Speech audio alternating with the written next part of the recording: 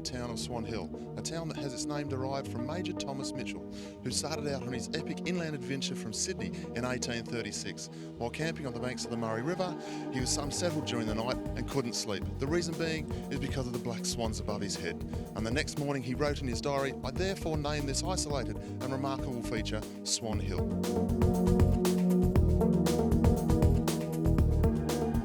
And that brings us to our venue for this morning, Swan Hill Criterium, a 30-kilometre criterium for the men, and the first stage for our women's tour, also a 30-kilometre criterium. In the men's field today, we have the tour leader, Shannon Johnson, after his fine win yesterday. He'll be trying to defend that jersey on this morning's criterium stage. The thing to look for on this stage, however, is our sprinters jersey. Once again, we have budget forklift rider Jesse Kerrison leading the green jersey competition.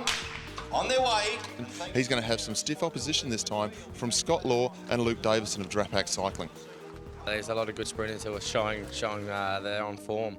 I think Gio Coppo has been going really well as Kerrison with budget forklifts. But in saying that, there's so many people putting their hands up. We saw Johnson yesterday take the win yesterday.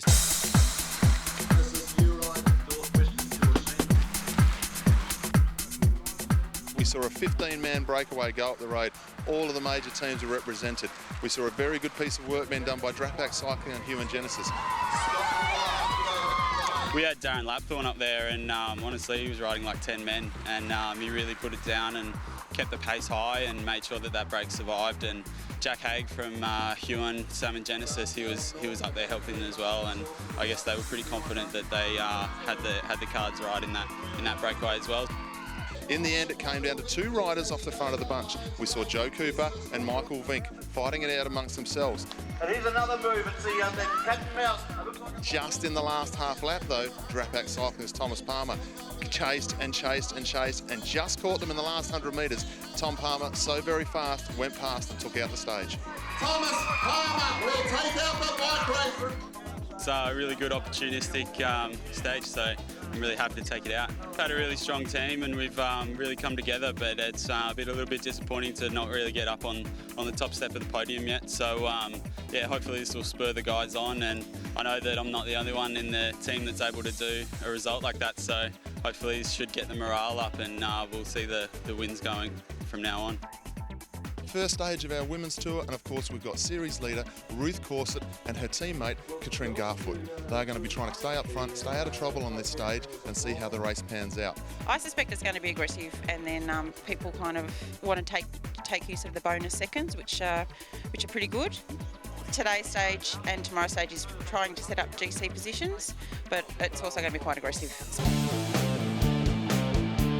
A race-long breakaway in the women's race today, and not all of the major contenders in this breakaway. It was a chance for the lesser lights in the teams to take on the bike race. And it's one of the bike bug riders coming away for the sprint victory this time. The sprints weren't really our goal for today's race, but when I was in the break, I thought it would be a good idea to try and go for them. In the bunch, we saw Ruth Corset, Katrine Garfoot, the number 1 and 2 riders in this series. Rebecca Wysack, Sophie Mackey. They're the riders who are up there in the NRS series at the moment. Rebecca Wysack tried to do all the chasing to try and bring the breakaway back. In the end, we saw a very good sprint by Judith Betts, the Queenslander. She won the 2 hotspot sprints out on course, and then she took out the stage, and she is our tour leader. Yeah, super pumped. Hard race today. We got in a breakaway pretty early. Didn't realise there was a break until someone joined us and said, you girls have got a break, and all the other teams worked really well together. Swan Hill to Quambatook, stage 3 for the men this afternoon, 98 kilometres. It's going to be a very hard stage considering they've raced 155 kilometres yesterday, the criterium this morning, and now 98 kilometres again. It's all about the crosswinds, hey, and how aggressive people want to ride it. Obviously Murray, it's dead flat, there's no hills, so that sort of takes that out of the equation. As far as attacking goes, it's all about the crosswinds and picking your moment when the road turns. You're going to see the Human Genesis team, Drapac Cycling. I'd like to see Luke Davison, last year's winner. He had a good day yesterday, he was very aggressive. It'll be interesting to see how he goes in the sprint finish this afternoon.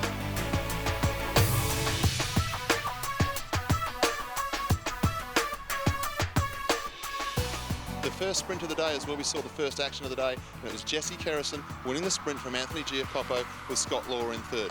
That allowed a springboard attack to take place from Tyler Spurrell of African Wildlife Safaris team. Tyler went off the front, got out to a 1 minute and 5 second lead for about 35 kilometres. But it was just about the time when Tyler was being caught that all the action started. A crash involving 11 riders absolutely split the race to pieces.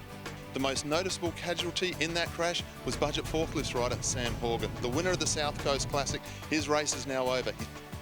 Half the circuit was actually pretty sheltered and the other half was pretty exposed. So in races like this, and especially in tours, you have to stay at the front and be attentive. You know, you watch the Tour de France and the top teams are always at the front because mishaps can happen any time. So as we came into Quambatook, the riders had to go through two 12-kilometre circuits of the township, and the wind played havoc. And this is where Drapac cycling team absolutely took control of the bike race. They weren't worried about attacks going down the road. We saw attacks from Budget Forklifts right near the finish. Team Uride tried to take control of the bike race, but in the end, Drapac cycling team, with all their experience, put Luke Davison, last year's Tour winner, and Tour leader Tom Palmer to the front, and they took out first and second on the stage in front of Anthony Giacopo. Yeah, pretty rapt to get my first stage win here, and even better to have Tom come in second with the leader's jersey. So yeah, pretty stoked. We still have to play it day by day. You know, the crashes and the wind and the weather and all those things play a big factor. So it's just going to be a matter of staying out of trouble and trying to freshen up and come out tomorrow firing. Tomorrow we have 140 kilometres Kerrang to Kahuna for the men, and the ladies have a 21-kilometre time trial out of Kahuna.